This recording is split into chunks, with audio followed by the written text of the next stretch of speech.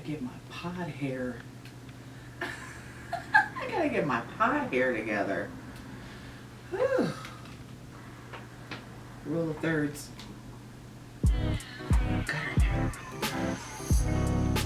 What's up, everybody? It is your favorite fat girl, Saucy West, and welcome to your new favorite podcast.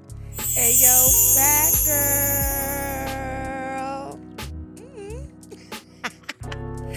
Hey, yo, Fat Girl is a podcast made by a fatty for a fat community. We're here to spark conversation, incite change, and make people a little uncomfortable. And remember, even when I'm reading you, it's always led with love. And you already know what time it is. It's time for Fat Topics. You a chicken McNugget, and I'm a Big Mac. Fat Topics is a part of the show where I'm taking a little look at some of the more interesting news articles that I've been reading as it pertains to fat people, fat community, and just giving my opinion on it. So let's talk about Love is Blind. So Love is Blind is a reality dating show that is on Netflix. And the premise of it is there is a bunch of women and a bunch of men, and they go into these pods and they do not see each other.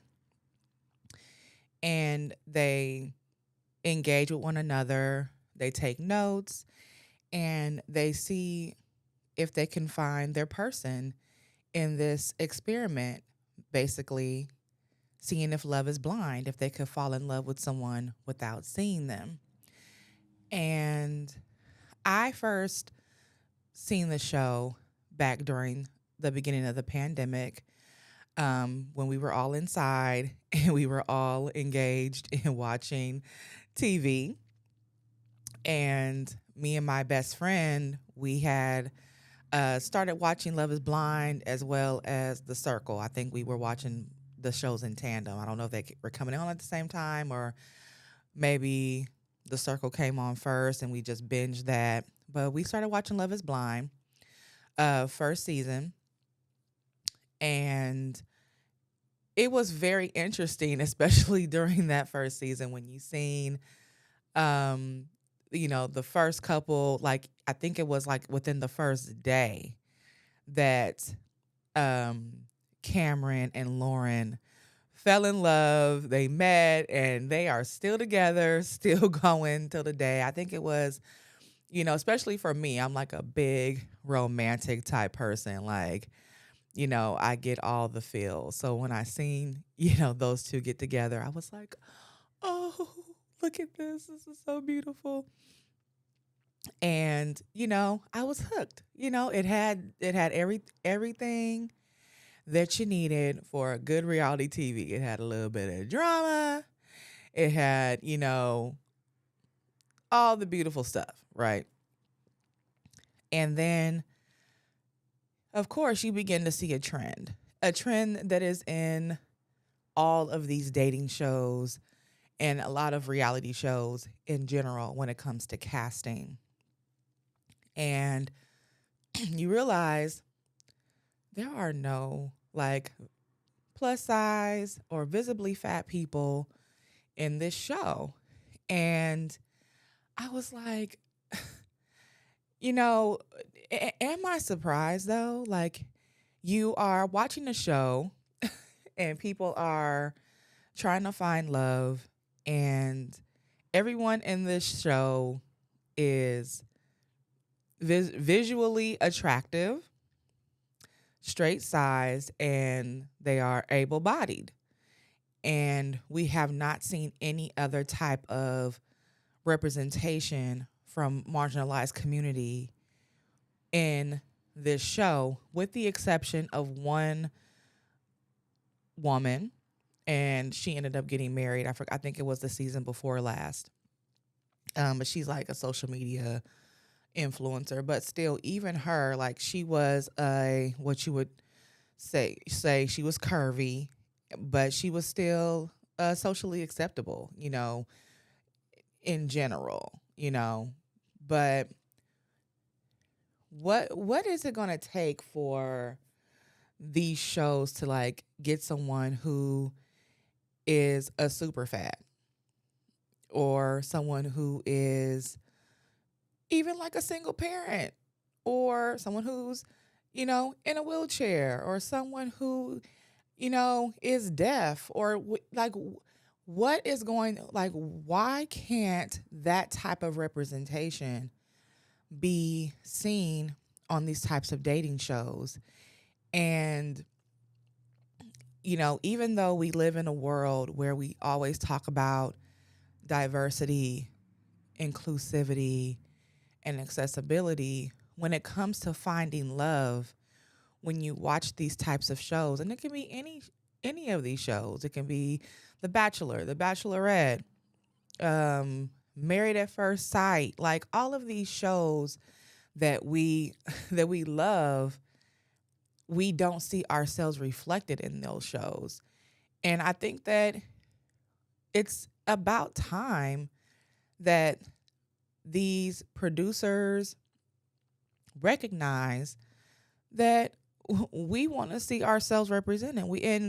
Because it gives us hope that we'll find love. Because when we look at our own Facebook pages, our own Instagram, we see all the time that fat folks get married. We see all the time that, marginalized people, no matter what's going on, disabled, queer, like, we're getting married, we're falling in love, and we're creating beautiful stories. So why can't we be set up to have that same outcome when it comes to truly seeing if love is blind? And I think this one specifically is the important one because they're saying, is love blind?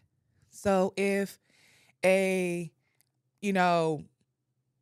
super buff dude ends up falling in love with a plus size woman and he sees her during the reveal, because after they choose each other, they end up getting engaged and then they meet for the first time.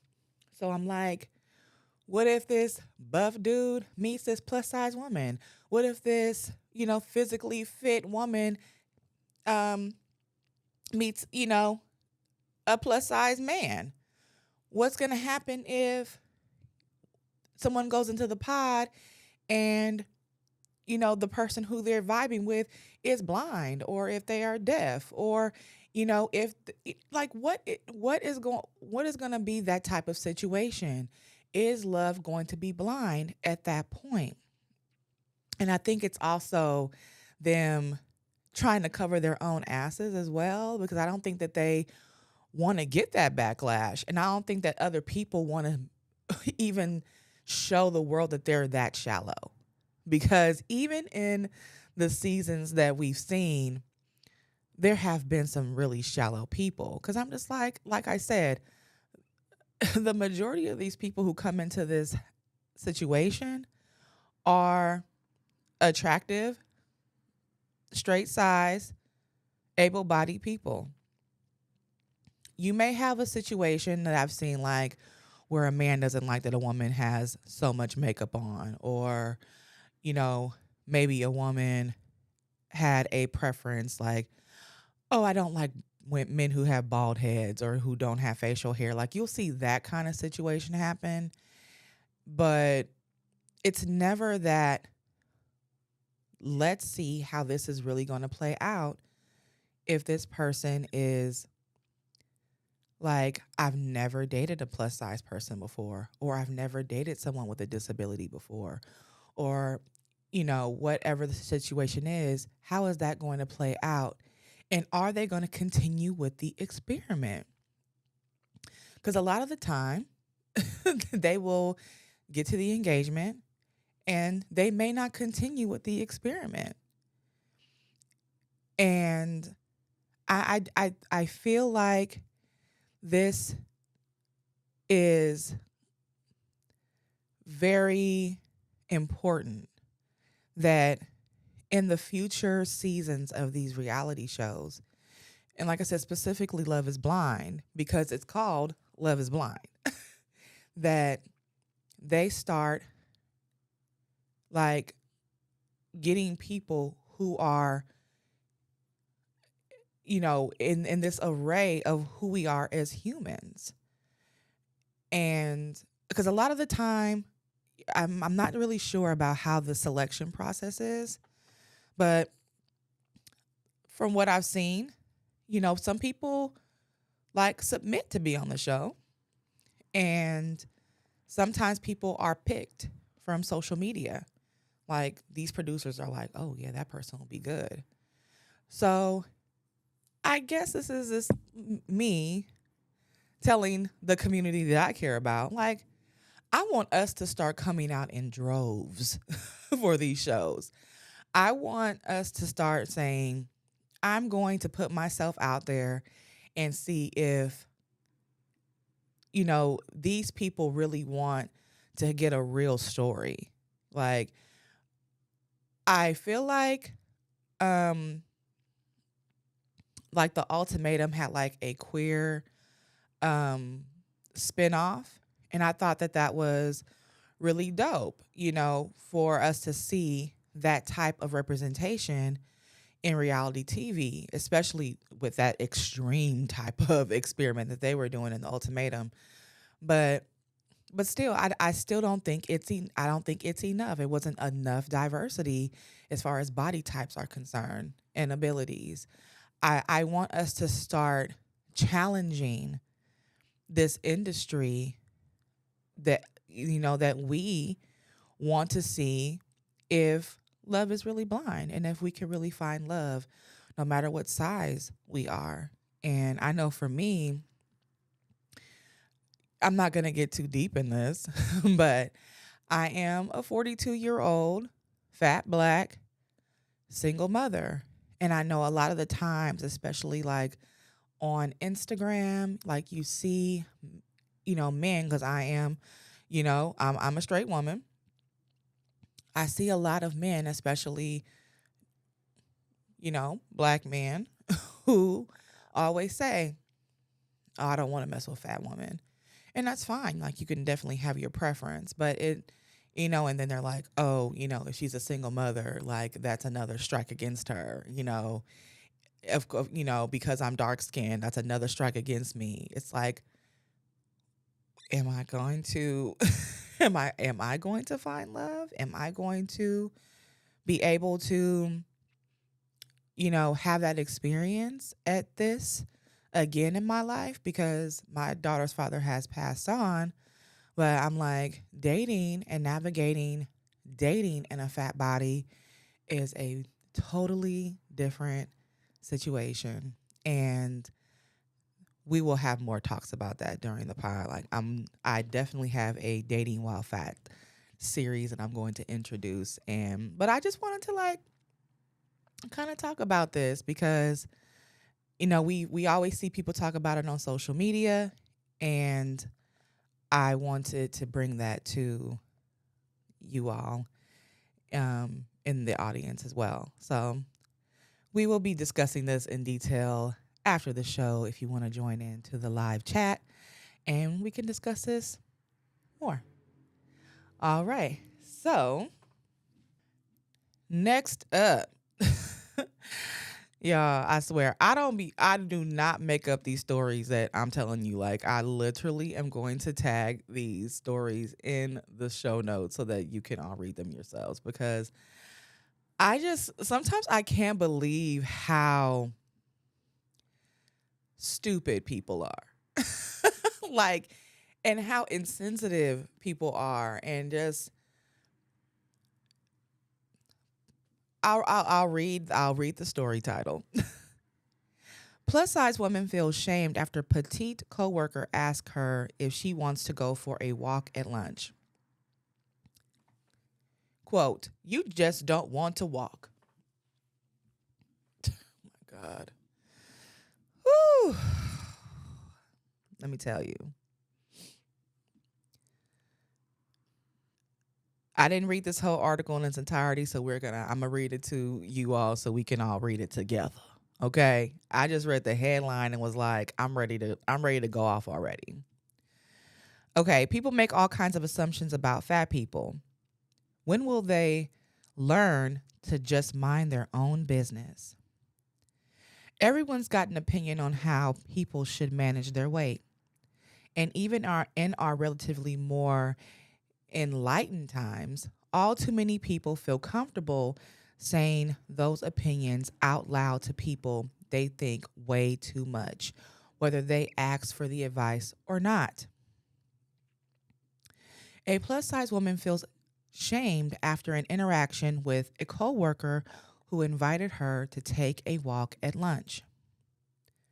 When we think of fat shaming, we tend to think of overt criticism or maybe even open mockery, making fat people, especially women, the butt of jokes on TV, bullying them at school or on their social media, laughing at them in public. It's easy to forget how subtle it can sometimes be and how insidious. So her coworker accused her of being lazy for declining to go on the walk and lectured her about exercising. It was the type of interaction that on one hand can be construed as well intended, even if it was out of line. But at the same time, it leads one all important question. Why couldn't the plus size woman's coworker just leave her alone and take no for an answer? I mean, all right, so I have been I have been working from home since 2018. Okay, so this is pre-pandemic working from home times. But before I worked from home, I worked at a startup company that did um, food delivery, meal prep services. And because of this, I was in an environment where dieting and talking about weight loss and food consumption was rampant. But because, I know how to hold myself down, I I didn't mind and I didn't care about what other people were doing. I was just minding my own business. But I remember there was a time when my boss sent out an email and was like, "We're trying out this new reset program with the client, but I want us all to do it in the office." And I'm just like, I'm not going on no diet. Like, where was this when I signed up to work here that said I'm gonna be a part of a diet plan? I'm here to do delivery and logistics. I'm not here to do a diet. And so I emailed them privately and was like, what if someone isn't comfortable with doing this? And it was implied like, oh, this is gonna make you feel better. This is gonna give you so much more energy. Oh, and then, they go into basically saying, oh, it's going to consists of intermittent fasting until 11 o'clock. And then that's when you're going to eat your first big meal and blah, blah, blah, blah, blah. And like she tries to, coerce me into doing this. And I know she was probably going extra hard because I am a fat woman. And, it just little things would be said throughout the day. Like, you know, if everyone just loses 10% of their body weight, we'll all be better. And so I'm just like, is this for real right now? Like, and like, I know what I walked into when I'm, where I'm working. But I just remember like,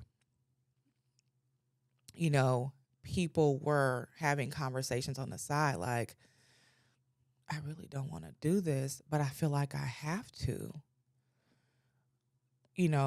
or I might get, talked about, or I might feel like I'm getting pressured. And like this says, it's like, why can't people just take no for an answer when a fat person is like setting boundaries for themselves?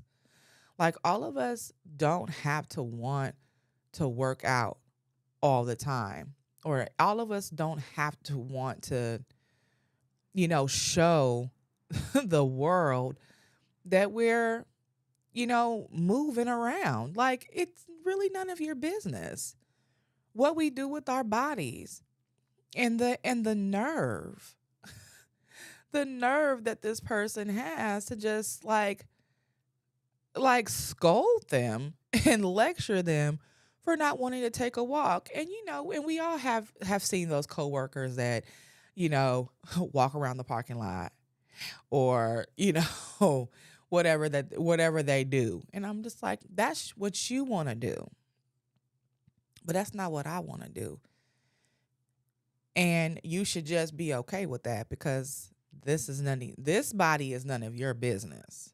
You know what I'm saying? So the story goes on. The plus size woman writes that her coworker is a teeny and petite woman with whom she used to regularly take walks with at lunch. But because of their marked size difference, the walks always made her uncomfortable and embarrassed, so she stopped going. I just want the hour to myself, she wrote. Like, so she used to take walks with the woman, but the woman was making her feel uncomfortable. Like, I wouldn't want to take walks with your ass either. Like, man. At the end of the day, y'all need to stay out of fat people's business. Because you're already going to have your preconceived ideals about how we are and what we do with our bodies, and I want y'all to stay with that energy. If there's anybody out there about that's like, oh, all she must do is sit at home and eat cake all day, I want you to think that. I absolutely want you to think that all the time. I want you to think that all I do is sit here and, overconsume, because you don't really know my business and you don't know my life.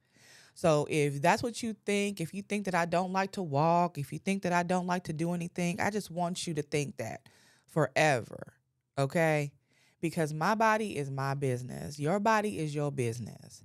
And it is in neither one of our best, states of mind to sit up here and struggle with what we are doing with our bodies.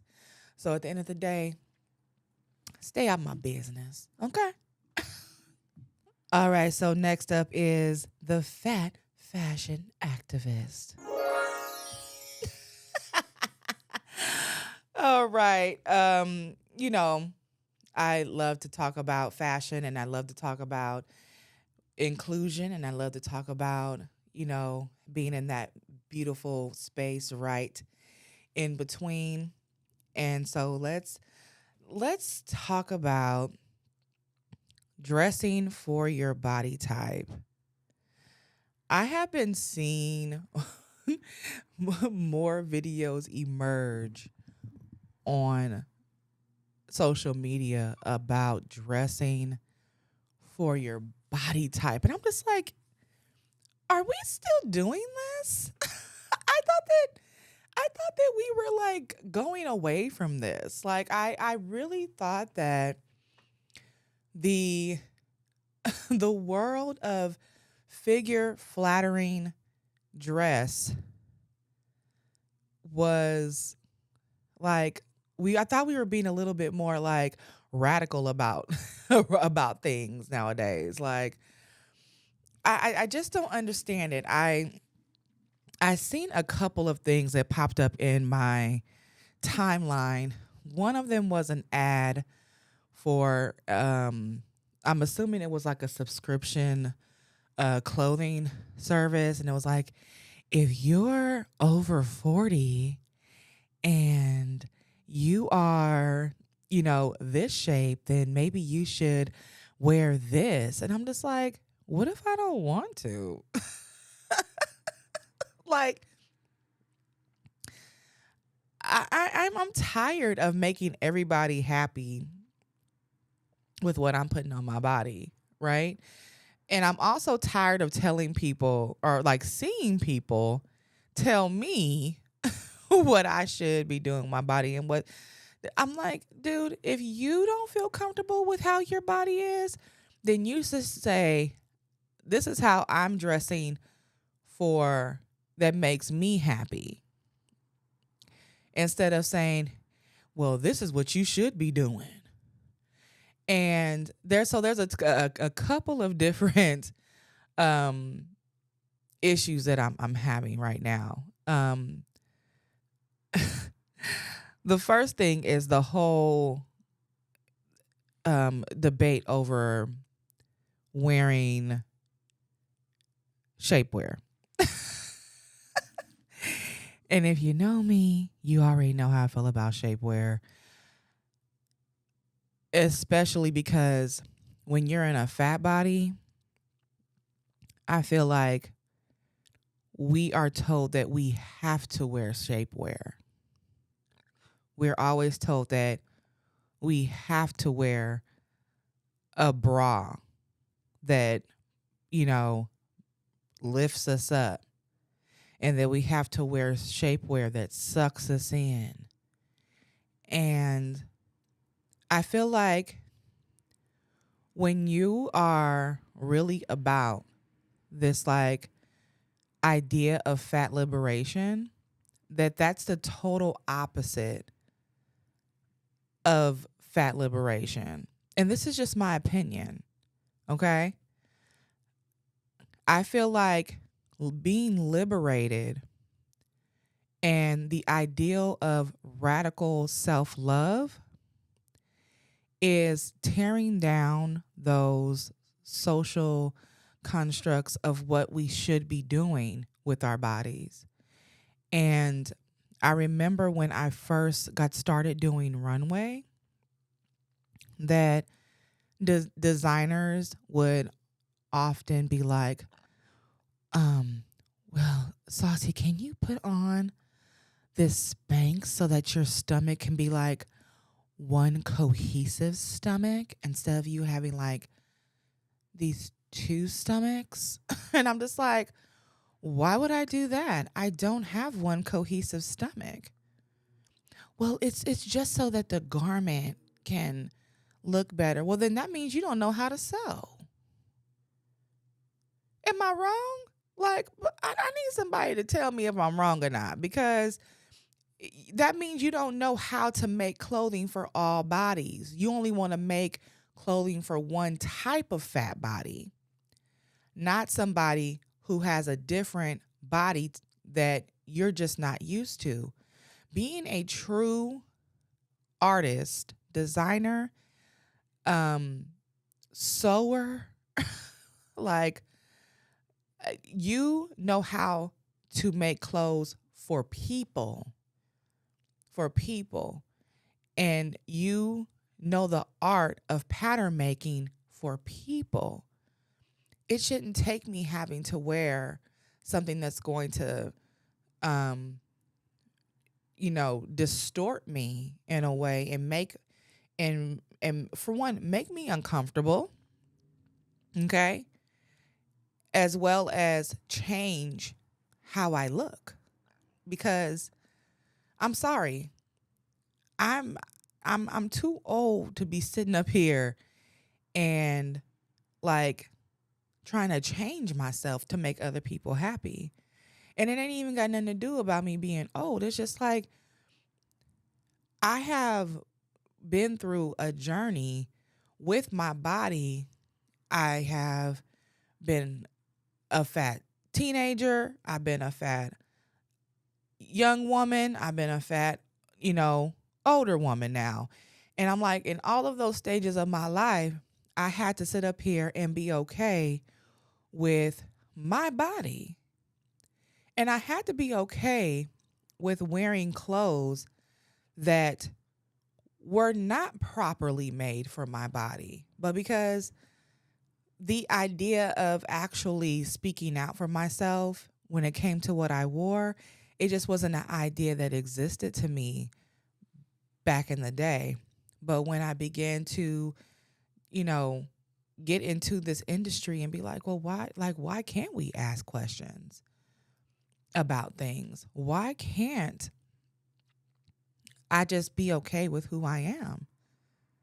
I have a big belly. I got big breasts. You know, I don't know about my butt. It's questionable. I got, but I love myself. And so why can't I just put something on and it just is right instead of me having to dress for my body type? Because if you go back into like some of my older stuff, like the things that I used to wear when I was doing runway, you would see a lot of the time it would be either like bodycon or it would be just something that was just draped over me. Just like one piece. It was never anything that was, you know, made with intention because I'm a fat person. It was just like, well, let's just put, make this, sundress, or let me just make this. It was never done with the intention of how my body was. It was how they wanted my body to look, or even how much they wanted to cover me up. So I know that, like I said, dressing for your body type is something that I'm seeing a lot of right now on social media. And it was even one that was like from someone who's says that they're fat, but I'm pretty sure she's like way on the smaller end and just like talking about dressing for her body type. And that's why I was like, God, what? It must be great to like, be in that point of privilege to just tell fat people when you're a small fat, almost straight size person telling fat people how to dress for their bodies. I was appalled. I was like, let me just swipe up and be like, hard pressed, not interested. Because I never want to see this creator in my feed again. Okay? Just wear what makes you happy.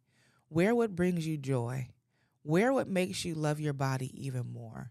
You don't have to wear shapewear to be confident.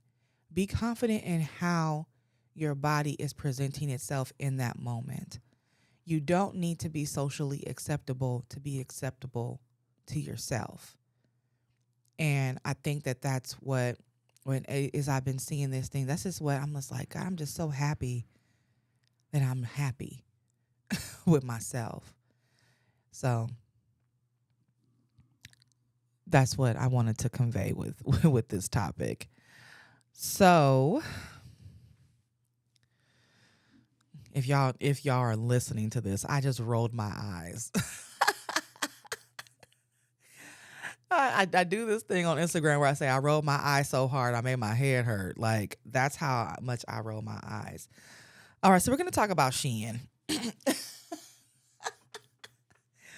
We're gonna talk about Shein because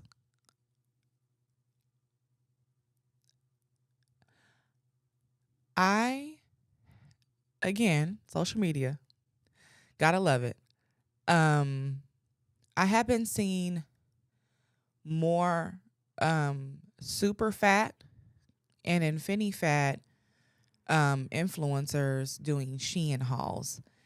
And I have been asked on several occasions by Shein to do hauls for them, and I have declined.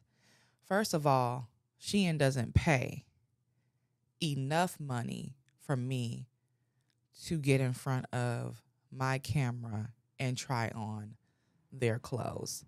Second of all, Shein on an ethical and sustainable level is just a brand that I just don't ever see myself standing behind, even though they go beyond a 5X at this point. I think they got some 5 and or they got 5X and they got 6X. But I just can't do it. I just can't because their size chart is still not, there's no continuity in their size chart still.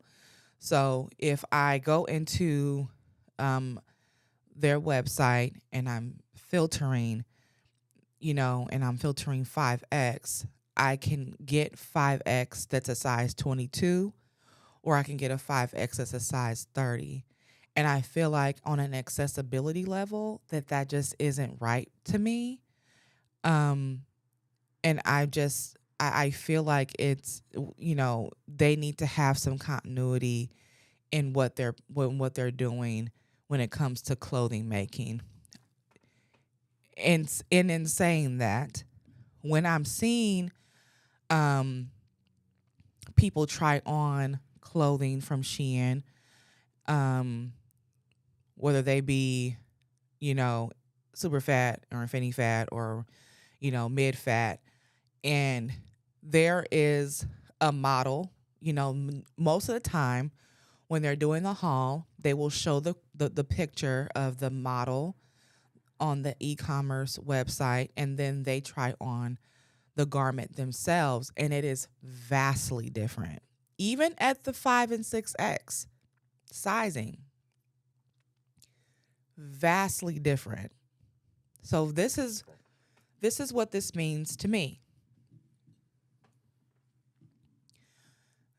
This means that because they're mass producing this stuff, they're not actually fitting people for this clothing like in the right way. Like when it comes to doing proper fit, all they're doing is they are taking their straight size pattern and then they're just going bigger from there. They're not actually fitting the body type that they're selling for.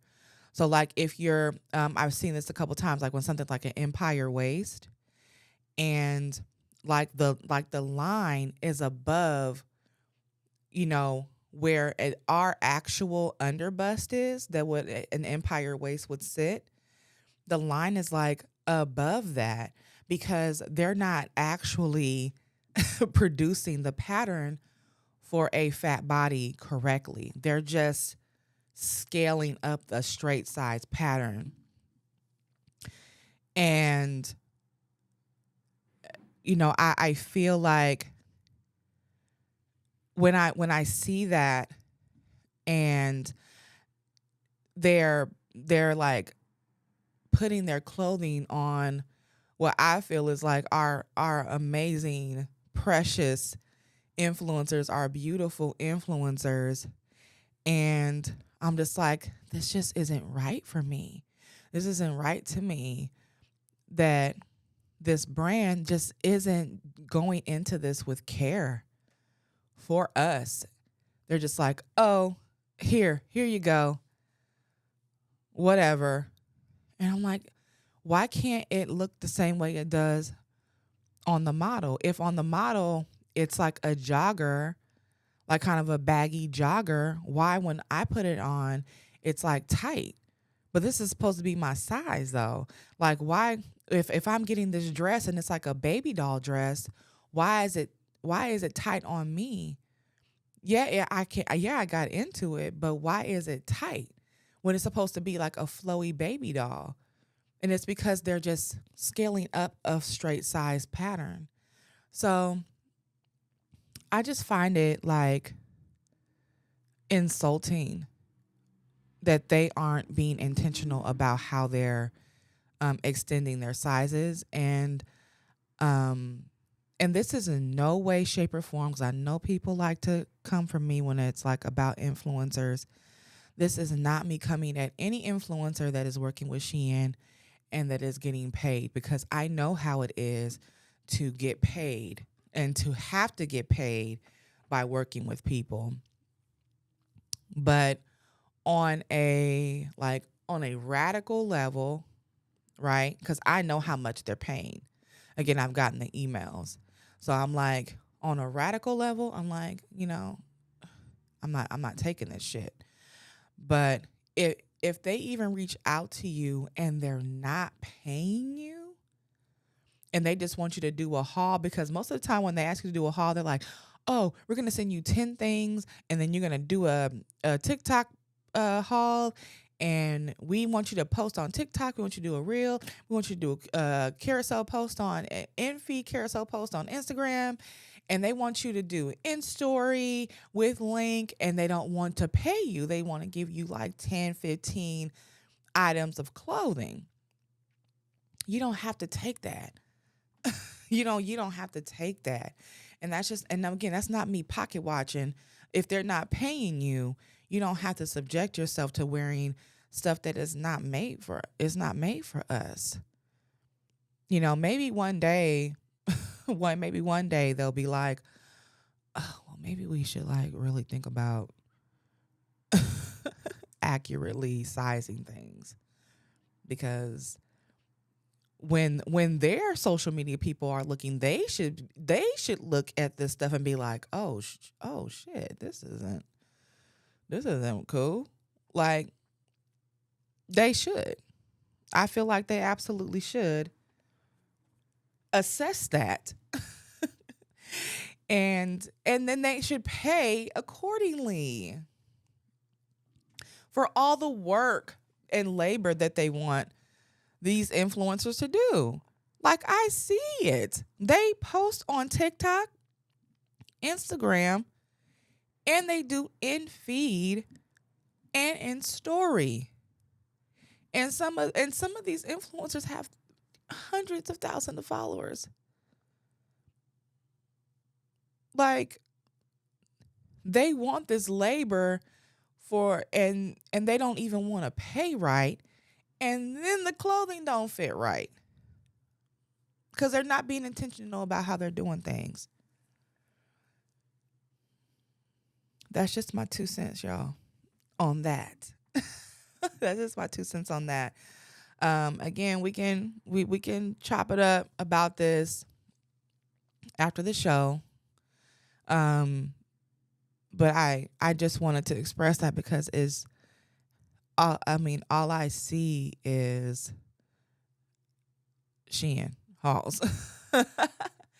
Shein hauls. All right. We don't have to like subject ourselves to that.